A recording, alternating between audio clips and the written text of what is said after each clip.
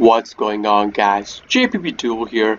Hope you guys are enjoying your Monday. And for today's matchup, we have Adventures Pranks versus a Floowandereeze with me as the prankster going first. Now, if you guys look at my starting hand, you guys might be wondering and asking, Jay, you have the Nemesis Corridor in your hand, you have a monster you can banish from your hand as well, so that means guarantee you're going into a Colossus card search lock, and Floowandereeze cannot play against Colossus. If they cannot Imperm or Book of Moon the Colossus, it's basically an FTK. And you guys are right. Let's see how the gameplay goes. So you guys see I have the combo searcher card, not the combo starter card. I use my Prankits Play Search to search for Dropsies. Over here, you guys need to understand something. If you guys are not in mid to high diamond, people sometimes will Ash Blossom your Prankits Play Search. Generally, if you start with the Prankits place another Prankits card in your hand to start the combo off of, the Prankits place search does not matter to you. But if you do not start with the combo starter card and you start with the Prankits place only, this Prankits place search needs to go through. And most of the times in games under, I believe, mid plat, people will be ashing the Prankits place search. So do keep that in mind. There is a difference between high tier player, mid tier player, and a low tier player in the sense that where they use their hand traps at. So be extremely mindful about that according to the rank you guys are playing in. So we normal out our Prankits Dropsies that we search for our Prankits place, start going into our whole combo. I'm going to fast forward my combo. You guys know the whole combo by now. If you guys are new to my channel, you guys can check out my deck list video and my combo guide. It is there for you guys to check out. Now on my doodle do search, the opponent does imperm me. That means that I will be needing to pitch my Prankits pranks through the Fansies activation, and I will be forced to put a Butler on the field before I end my turn. And with this, I am also forced to go into my Roxy's as well, so I will be forced to banish one card from my hand to get a draw for a card. But we do want the Roxy's banish plus draw because the banish will be banishing a monster from our hand. In this case, I chose to banish Nib.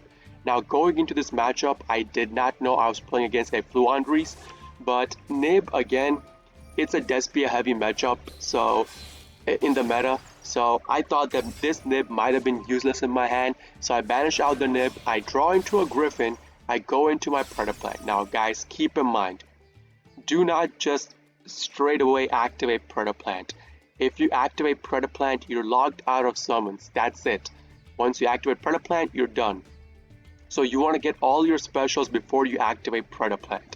So we are going to be activating the Corridor, recycling the Nib, and go into our Colossus. Then activate our Predaplant, go into our Butler. Now there are pros to doing this play. People nowadays have adapted to doing this play because at the end of the day, you do pitch a copy of Thunder Dragon Fusion in your graveyard using your Predaplant, Verte, Anaconda. Yes, there's a pro to that because you could banish out the Thunder Dragon Fusion, search for your Corridor. Corridor recycles your Meowmoo. That way, you get your Meowmoo back and you go into a full Prankits combo after your turn is done as well, or the opponent's turn is done as well.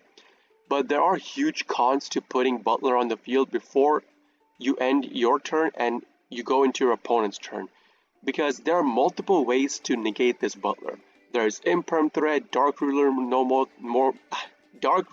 more threat. Sorry about that. There are multiple cards that can negate out the Butler, and there's cards like Super Poly. Again, Despia heavy meta. Super Poly takes away your Butler. You cannot do anything about that. So there are multiple ways to out the Butler in this meta if you put it on the field before it goes into your opponent's turn. So that's why generally you do not want to make this play. You want to go into your Butler on your opponent's turn. But sadly in this specific game, the opponent did imperm or doodle do search. So that means I'm forced to go into my Butler on my turn opposed to my opponent's turn. So we set down our imperm, we activate our Prankits Pranks recycle 3 cards, I draw into a Maxi.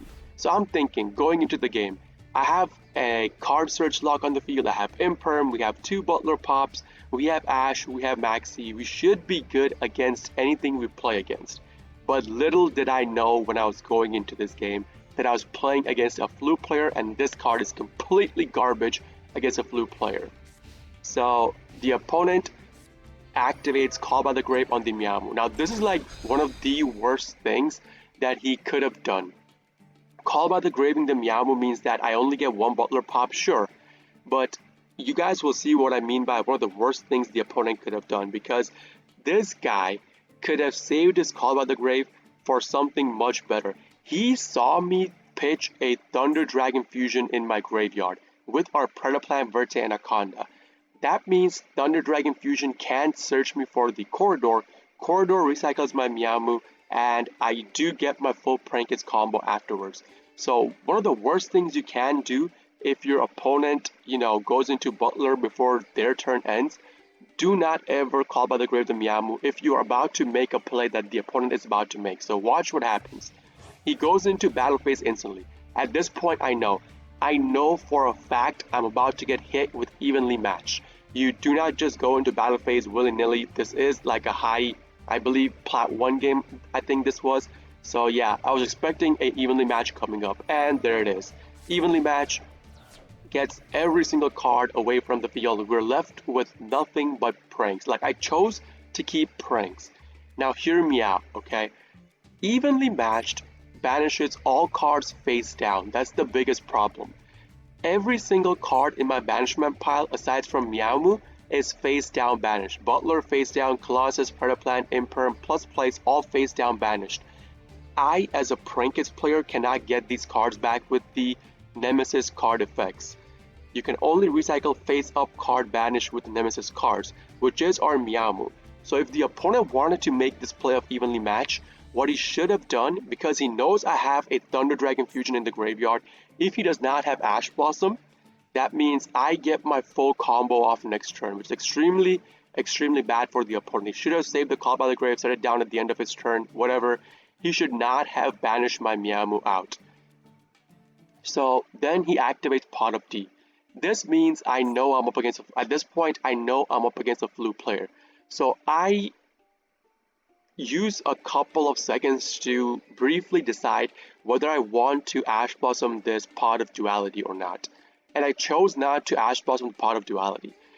This can be extremely detrimental because if they flip over a map and they have a bird in their hand, that's full combo. I lose the game right then and there, but I decided to take a risk at this point. I said, he does not flip over map, he has no bird in his hand. If he flips over Robina and normals Robina, I Ash Blossom the Robina, and he has no counter, I win the game afterwards. So let's see, flips over Unexplored, Lightning Storm, and Robina. Really good for us. He picks the Robina, of course, he normals out the Robina from his hand, to which we respond with Ash Blossom. Now thankfully, he did not have another Call by the Grave in his hand. If he had saved his Call by the Grave, this would have been full combo for him. This would have been game winning for the opponent. So this just proves to show you need to have the game knowledge. You cannot just select yellow, activate, and hope to win the game. No, you need to think about the process, think about how the turn will go out, think about what cards your opponent could have in their hand and play around it.